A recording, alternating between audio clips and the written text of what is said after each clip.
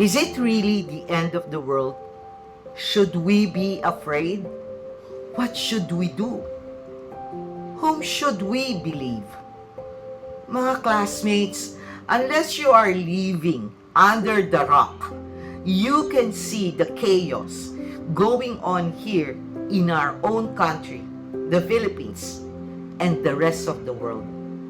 We just came from the scariest pandemic, and now we see nations fighting against nations, earthquakes, and other calamities, and a generation who have no patience to learn from history, becoming more selfish towards only what makes them happy and achieve materialistic success.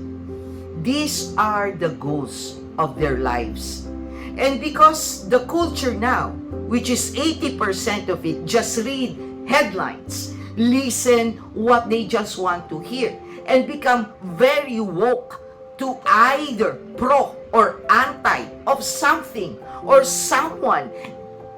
And if you're not with them, can cancel you altogether. No wonder mga classmates, when one is searching for answers about life and wants to understand what's going on with the world, one now can easily be deceived or misinformed.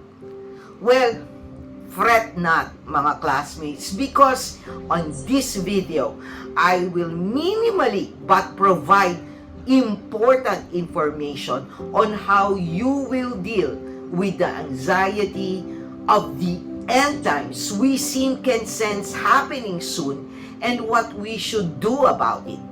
If you are a Christian, you already know by now how salvation works. Right, mga classmates?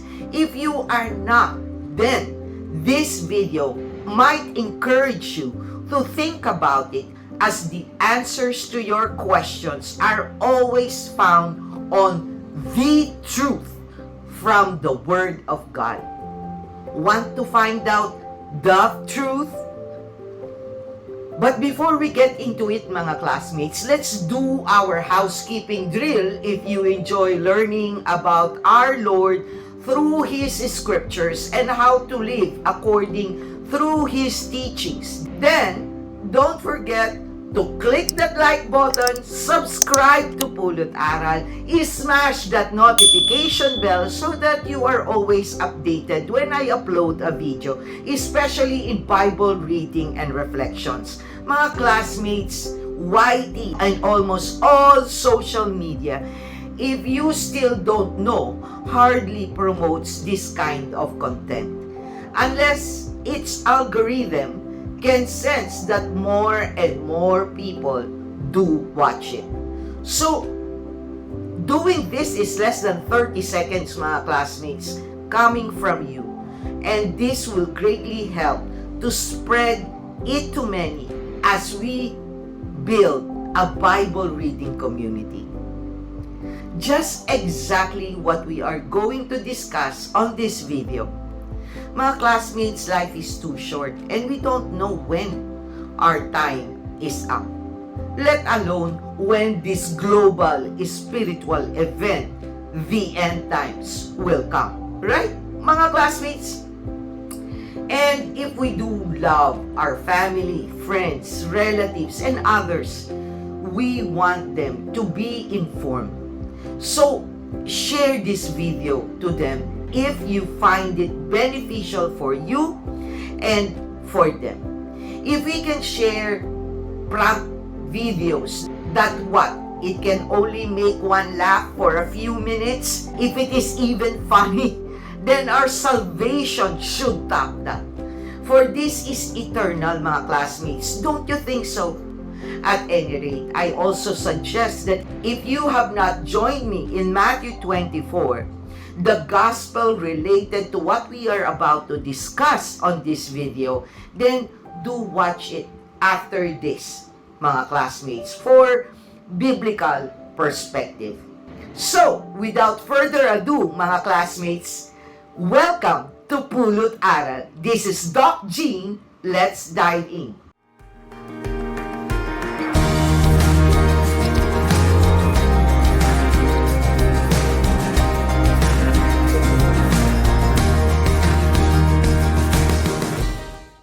As usual, mga classmates, let's pray first, so we will all be guided by the Holy Spirit in knowing Him and His truth.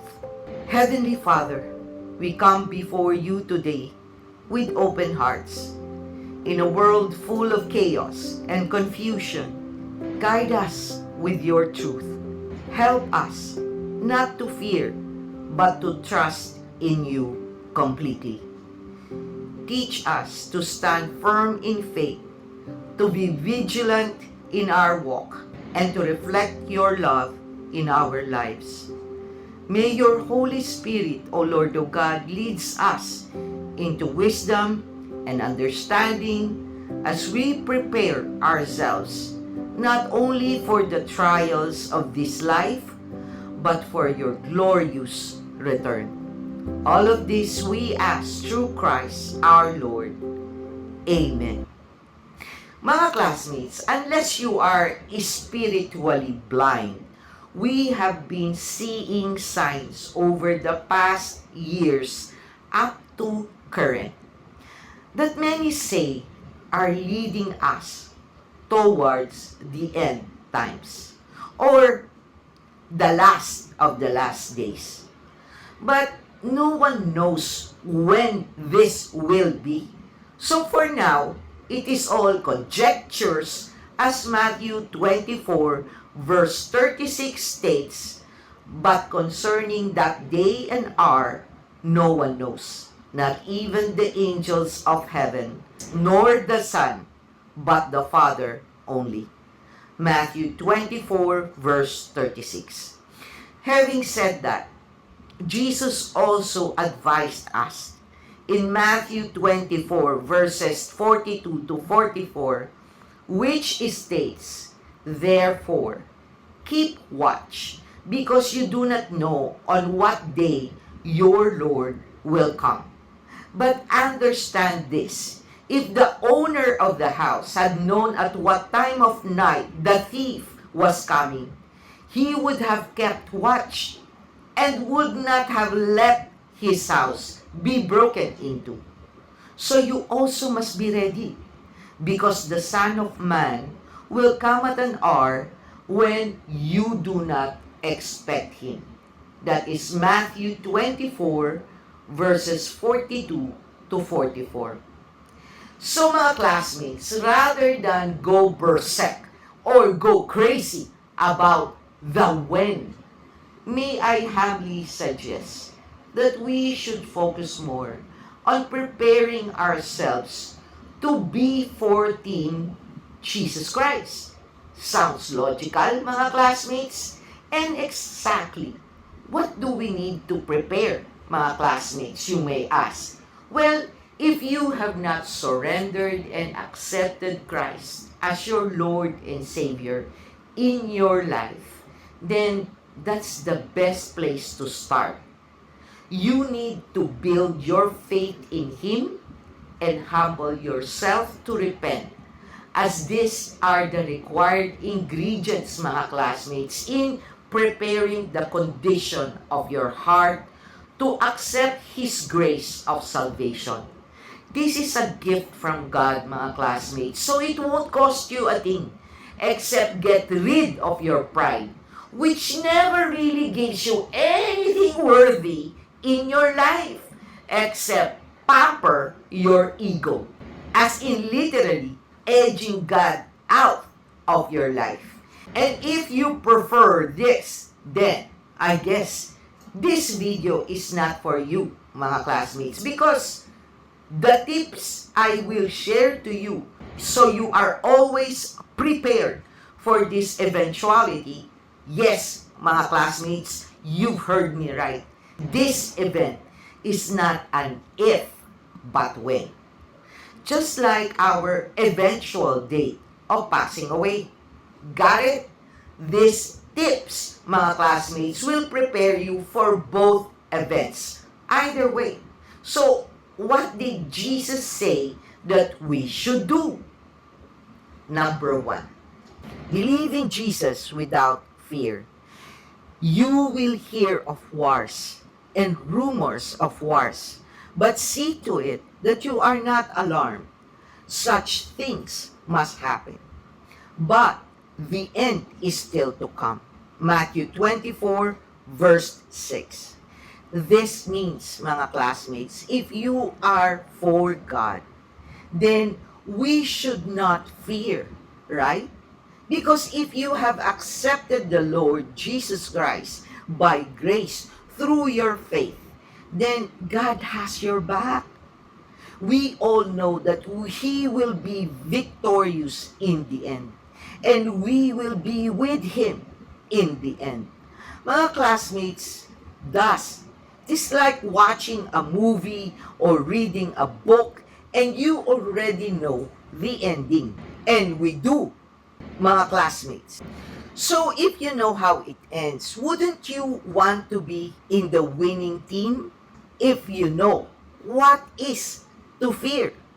However, if you are, and this is something unknown to you, because fear is often felt when it is unknown. Right, mga classmates? Of course, mga classmates, since we are all humans and flawed, when it happens, we will all feel fear. But we will not park on that emotion for long and do stupid things that we know are against our team. Right, mga classmates? Number 2, be vigilant and steadfast in your faith. Now, brothers and sisters, about times and dates, we do not need to write to you, for you know very well that the day of the Lord will come like a thief in the night, while people are saying peace and safety. Destruction will come on them suddenly, as labor pains on a pregnant woman, and they will not escape. You are all children of the light and children of the day. We do not belong to the night or to the darkness. So then, let us not be like others who are asleep, but let us be awake and sober. 1 Thessalonians 5 verses 1 to 3 and verses 5 to 6. That's why, mga classmates, we must prepare, because his enemies will be relentless. And who are his enemies? The world, the flesh, and Satan. Our world would evolve to be selfish and more evil, as 2 Timothy chapter 3 verses 2 NLT version states. For people will love only themselves and their money. They will be boastful and proud and scoffing at God. 2 Timothy chapter 3 verse 2. And what is the flesh here, mga classmates? Our own. As Matthew 26 verse 41 states, watch and pray so that you will not fall into temptation. The spirit is willing, but the flesh is weak. Matthew 26 verse 41. Mga classmates, do you know who is our greatest influencer? Pulot aral? No. Your parents? No. Your friends? Nope. Sydney Sweeney? Definitely not. Except probably buying her American Eagle jeans to have her jeans. You know who, mga classmates? You. So, mga classmates, it is us, ourselves, is our greatest influencer. So, it is also us who is our greatest enemy. That's why doing number 3, mga classmates, becomes critical. And number 3 is read his scripture. But you, Daniel, roll up and seal the words of the scroll until the time of the end.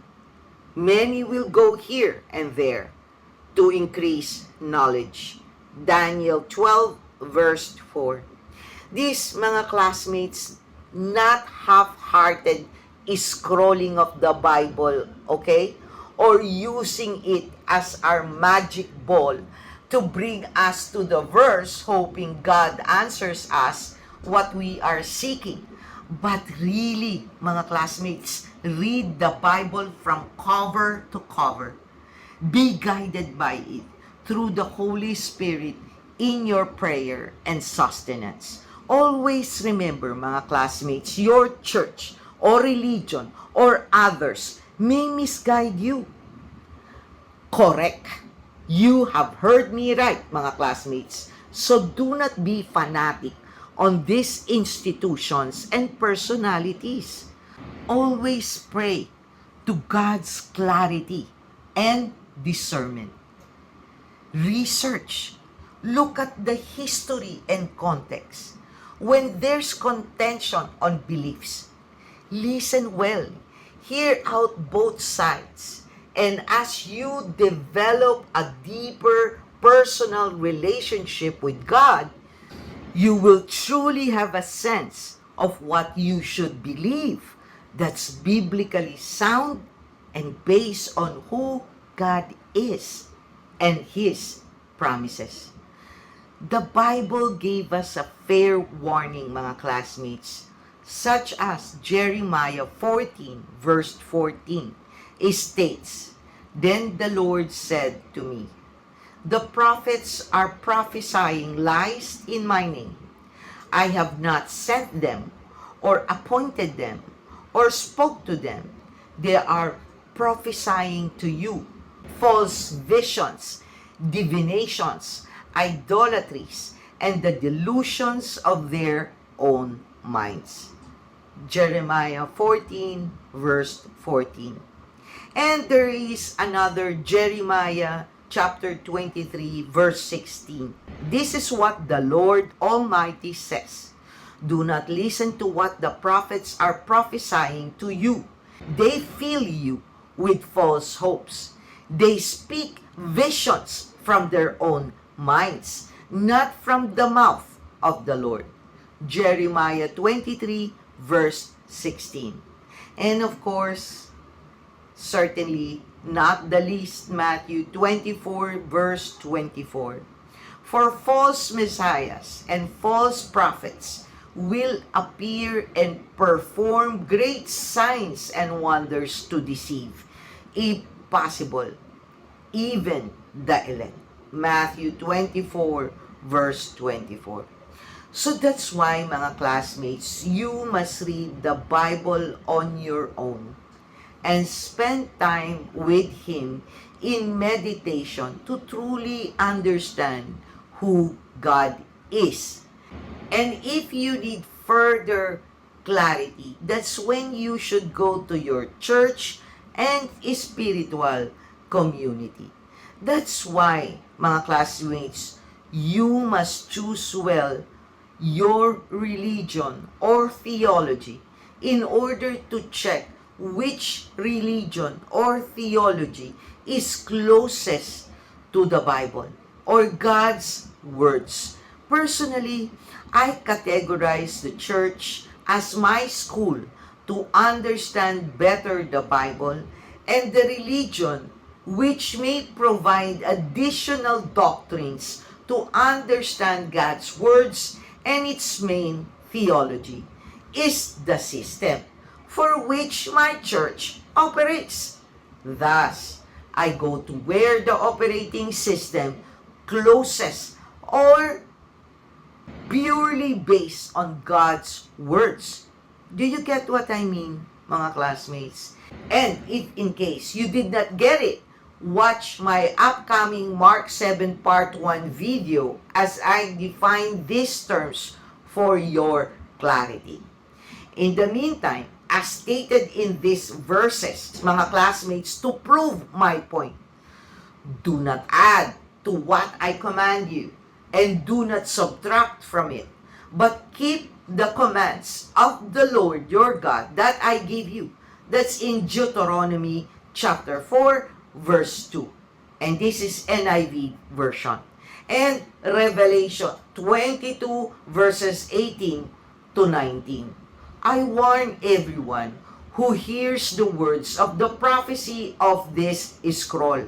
If anyone adds anything to them, God will add to that person the plagues described in this scroll.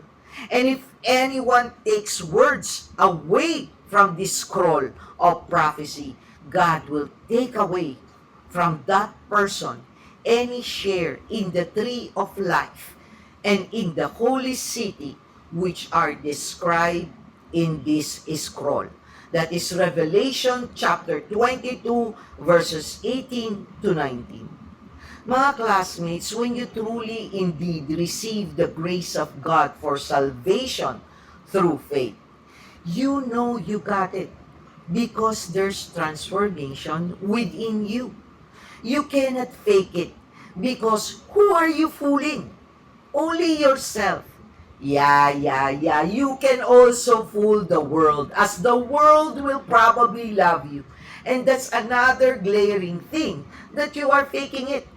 But at the end, who will suffer the consequences, mga classmates? Who will be in eternal damnation? You. So at any rate, with that transformation comes the deep desire to know and read His Scripture. Because you would now want to get to know the God you profess to worship and love. Right, mga classmates? And watching The Chosen or watching Pulot Aral are all just tools to encourage you or just here to provide additional information and clarity as you personally read the Bible, and should never use us as an alternative for you not to read it on your own and be truly guided by the Holy Spirit in prayer, necessary to have a personal relationship with Him. This channel, mga classmates, though adapts expository way of tackling the Bible because we are literally reading it together, still just aims for you to have a starter step to get to know God, plus be a discipler when you share Pulot Aral videos to others so we can build a Bible reading community. That's why I keep on asking for support, mga classmates, because the world in general are making people to not have the patience to read the entire Bible, but just rely on the bits and pieces of Bible verses shared by others or given on services or masses or through social media. Mga classmates, by doing your share, and liking, subscribing, sharing, and commenting on Pulot Aral videos helps a lot in defeating God's enemies, in suppressing the spread of His words. Why? Because if you do not help channels like this, who are truly intending to spread God's words and not selling you anything, then the world who are managing what information should be spread in the public, and definitely this is not it, will be successful. Social media platforms aren't in the business of spreading God's word, yet inadvertently it can through your support, mga classmates. Then He said to His disciples, "The harvest is plentiful, but the workers are few. Ask the Lord of the harvest, therefore, to send out workers into his harvest field. Matthew chapter 9, verses 37 to 38. Number 4, mga classmates, do fasting. Mga classmates, we fast because it is one of the ways Jesus Christ taught us to cleanse ourselves and make a sacrifice while we are asking Him something or requesting a very important clarification in our lives. Then I turned my face to the Lord God, seeking Him by prayer and pleas for mercy with fasting and sackcloth and ashes. Daniel 9 verse 3. So we fasted and implored our God for this, and He listened to our entreaty. Ezra 8 verse 23. And last but certainly not the least of my tips to be prepared, mga classmates. Number 5, quiet time with the Lord through prayer. Mga classmates, amidst the noise and haste, take time to talk with God in prayer. Jesus' apostles could have asked Jesus Christ to teach them many things, like, making water into wine. Yet, they asked Jesus to teach them how to pray. As Luke 11 verse 1 states, one day, Jesus was praying in a certain place. When He finished, one of His disciples said to Him, Lord, teach us to pray, just as John taught his disciples. Luke 11 verse 1. You may ask, why prayer? Well, mga classmates, as Acts 14 verse 23 states, and when they had appointed elders for them in every church, with prayer and fasting, they committed them to the Lord in whom they had believed. Acts 14 verse 23. This is an act of humility, not only to the chosen church you want to be in, but to God, who is sovereign and with authority to all of us. We often act like God and be in control of our lives. But if you have the wisdom and humility, you know we don't have control of our lives. Yes, mga classmates, we have the freedom to do what we want because God gave us the blessing of free will. But the consequences of our actions and beliefs, we have no control of it. If you think you are in control of your life, I pray for you because I've been there and done that.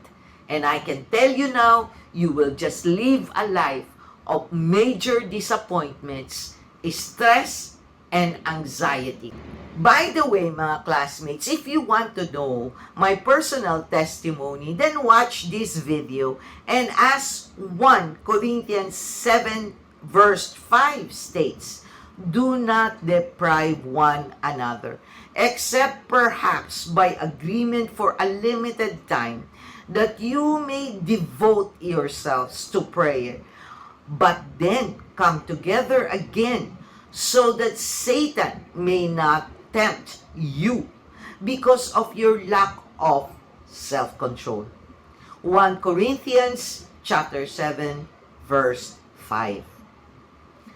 Mga classmates, it is with humility and reverence to the Lord that we will be guided by what we really have to do to prepare ourselves now if we are truly entering the last days of the last days. If you are for God, He says this in John 10 verse 27. My sheep hear my voice, and I know them, and they follow me. John 10 verse 27. And in this verse as well, whether you turn to the right or to the left, your ears will hear a voice behind you saying, "This is the way, walk in it." That is Isaiah 30, verse 21. And this is the reason why others, even our own families and friends who have not yet surrendered to the Lord and accepted His gift through faith, will have ears but will never hear your words. Because pride. Humility is a key ingredient here, mga classmates. But when they were sick, I wore sackcloth. I afflicted myself with fasting. I prayed with head bowed on my chest. Psalm 35, verse 13. That's why these are your armor that God wants you to wear. Finally, be strong in the Lord, and in His mighty power, put on the full armor of God, so that you can take your stand against the devil's schemes. For our struggle is not against flesh and blood, but against the rulers, against the authorities, against the powers of this dark world, and against the spiritual forces of evil in the heavenly realms. Therefore, put on the full armor of God, so that when the day of evil comes, and you may be able to stand your ground. And after you have done everything to stand, stand firm with the belt of truth buckled around your waist, with the breastplate of righteousness in place, and with your feet fitted with readiness that comes from the gospel of peace. In addition to all this, take up the shield of faith, with which you can extinguish all the flaming arrows of this evil one. Take the helmet of salvation and the sword of the Spirit, which is the Word of God.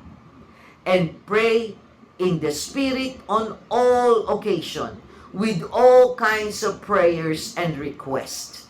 With this in mind, be alert and always keep on praying for all the Lord's people. Ephesians 6, verses 10 to 18. So mga classmates, that ends my take on how you should prepare yourselves for the eventual world's end times, or our own. Let's not live in fear because of it, but in fact, look forward to it, because finally, mga classmates, Jesus Christ is coming again.